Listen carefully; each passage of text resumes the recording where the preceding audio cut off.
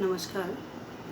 आज प्रिय पाठकों और दर्शकों, आज मैं एक अहम मुद्दे पर आपके समक्ष अपना विचार प्रस्तुत कर रही हूँ।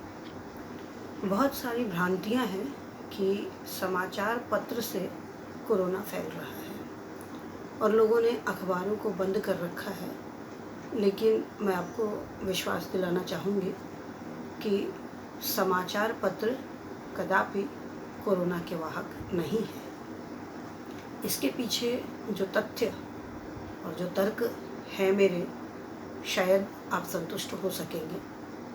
सबसे पहले तो ये जो वैश्विक महामारी है कोरोना, जिसने लगभग हमारे जीवन के हर क्षेत्र को लॉकडाउन कर रखा है, उसमें चाय के साथ अखबार, यानी अखबार के साथ चाय की चुस्की जो है वह भी बेस्वाद हो गई है।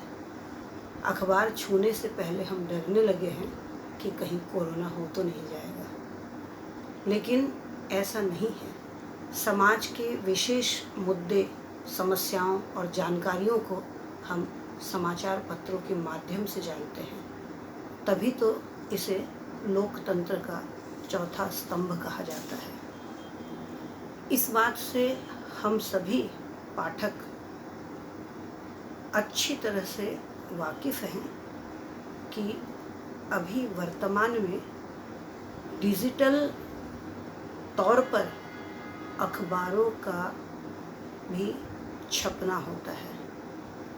अखबार की जो प्रक्रिया है, न्यूज़ को इकट्ठा करने से लेकर और प्रेस तक पहुंचाने तक का माध्यम डिजिटल ही है, और डिजिटली वहाँ पर बैठकर इस अखबार का प्रारूप तैयार होता है। सैनिटाइज्ड प्रेस में जाकर यह छपता है, और हम जानते हैं कि अपनी अपनी जान सबको प्यारी है, तो हमें तो हॉकरों को सलाम करना चाहिए जो कोरोना के इस समय में भी समाचार की सबसे अहम वस्तु हम तक पहुंचा रहे हैं, जिसमें कि समाचार की पुष्टि सही तौर पर है। आप देख लें तो सोशल मीडिया में बहुत सारी अफवाहें हैं। एक अभी हाल फिलहाल एक समाचार हमने देखा, सोशल मीडिया पर बहुत वायरल हुआ कि एक अटैची के ऊपर एक बच्चा सोया है।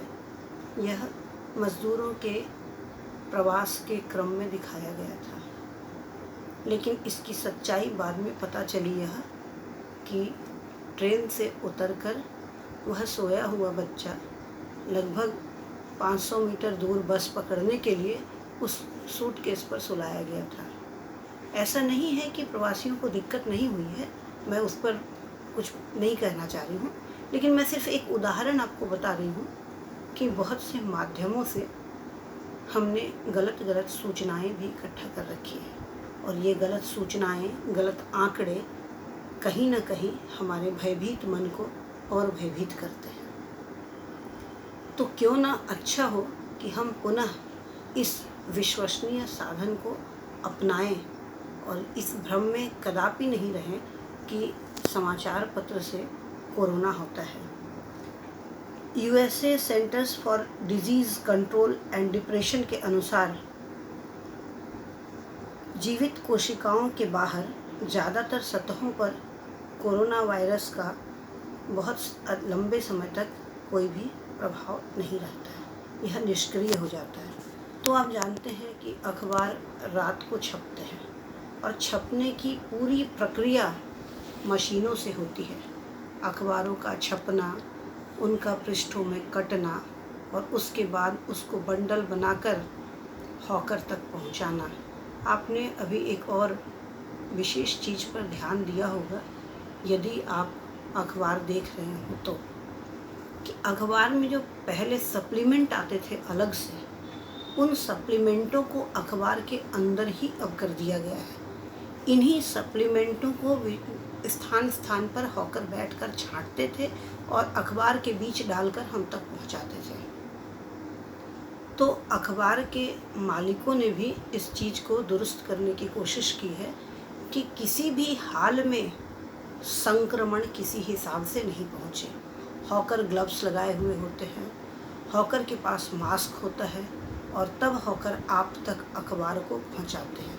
यानी अखबार के छपने से लेकर हम तक पहुंचने की प्रक्रिया पूर्ण रूपेण सैनिटाइज्ड होती है।